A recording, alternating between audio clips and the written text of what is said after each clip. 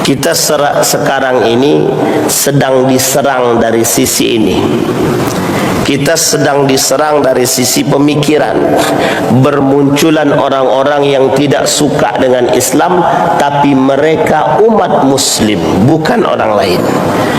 Maka wajar ketika Bapak Ibu melihat runtuhnya Andalusia, runtuhnya dinasti Abbasiyah, salah satu penyebab runtuhnya dinasti Abbasiyah, munculnya aliran yang sesat.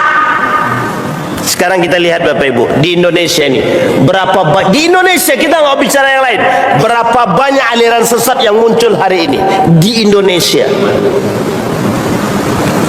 Hampir 1000 lebih. Majelis Ulama merangkum lebih dari 1000 aliran sesat muncul di Indonesia. Aliran sesat. Maka disampaikan oleh Allah dalam Al-Quran, kata Allah, la taghlu fi dinikum, jangan kalian berlebihan dalam urusan agama. Maksudnya apa? Tidak boleh kita radikal terhadap agama. Boleh, wajib. Hukum kita radikal terhadap agama wajib. Yang tidak boleh itu radikalisme. Yang radikal wajib, Pak. Radikal itu Bapak Ibu taat agama, solat tahajudnya jalan, duhanya oke, baca Quran jelas, puasanya jelas. Ini namanya radikal, Pak. Radikal itu adalah berpegang teguh dengan unsur agama dan Bapak Ibu terapkan dalam kehidupan. Itu biasa. Dan memang seperti itu harusnya umat muslim. Yang dilarang itu radikalisme, ekstremisme. Sebabnya apa? Fanatisme. Sebabnya adalah fanatisme. Salah juga, kata Nabi, kita benarkan. Kita ambil contoh. Nabi mengatakan, kata Nabi, bahkan Nabi dengan jelas mengatakan, agamamu agamamu, agamaku agamaku. Kita datang dengan gaya baru, semua agama itu sama, nikah beda agama boleh, pacaran itu tidak masalah, orang yang berzina itu kalau suka sama suka tidak zina. Ini kan sudah rusak, Pak. Sudah sangat rusak sekali. Tapi persoalannya adalah datang orang-orang yang mengerti agama, mereka yang kemudian mengatakan demikian. Apa hukumnya? Hukumnya takzim kepada seorang soleh yang berlebihan. Bapak Ibu, ada orang soleh, Bapak Ibu cium tangannya, cium kakinya, Bapak Ibu minum air bekas kakinya, dia soleh. Boleh apa tak boleh itu? Boleh apa tak boleh? Ini Pak, mohon maaf Pak, yang kayak gini ini fanatik. Fanatisme ini yang merusak agama. Yang merusak agama itu begitu. Tak pernah berlebihan, Pak. Nabi melarang kita berlebihan dalam urusan agama. Maksudnya adalah sesuatu yang tidak dibenarkan, yang tidak sejalan. Jangan gunakan hawa nafsu untuk beragama. Jangan gunakan hawa nafsu untuk beragama. Kadang karena toleransi kita berlebihan. Kita ambil contoh. Masih ada Pak di Indonesia ini Bapak Ibu, orang muslim tapi ikut ritual tidak muslim. Itu banyak Pak, banyak sangat. Kata mereka, kami cuma hanya sekedar menjaga dan bertoleransi. Pertanyaannya, toleransi apa?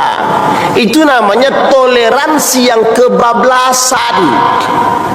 Dan itu berada di sekitar kita Bapak Ibu, berada di sekitar kita. Banyak sekali perbuatannya. Kita ambil contoh yang paling nampak lagi. Saya pernah dengar itu Pak. Apa kata mereka? Ibu-ibu hamil tidak boleh duduk di depan pintu. Pamali. Ini kalau umat muslim percaya begini, itu udah syirik dia itu, Pak.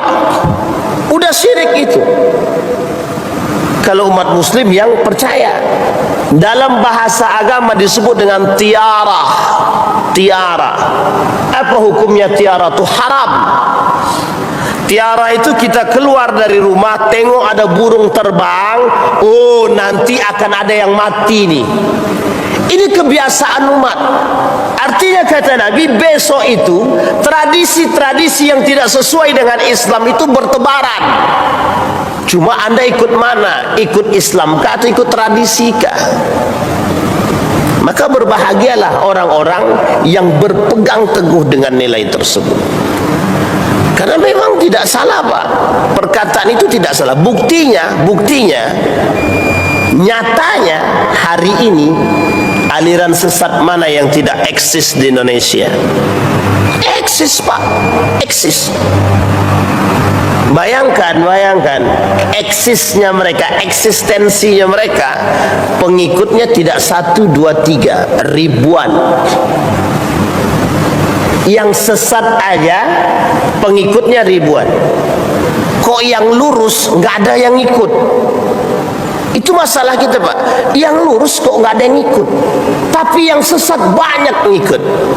Pertanyaannya adalah, apakah ada pemimpin mereka? Ada. Mengerti agama? Mengerti. Ini yang disebut dengan du'atun ila abwabi jahannam. Sekarang perhatikan, Pak. Mudah sekali mereka merecehkan Islam, merecehkan agama, merecehkan Al-Quran. Tidak ada, tidak punya rasa bersalah. Mohon maaf, Pak, ketika mereka minta maaf terhadap kita, itu biasa. Dan kita ini masih manusia. Tapi persoalannya bukan hanya mereka dengan kita, tapi urusan dia dengan Allah Subhanahu wa ta'ala. Bisa dipahami Bapak Ibu ya? Bisa dipahami Bapak Ibu?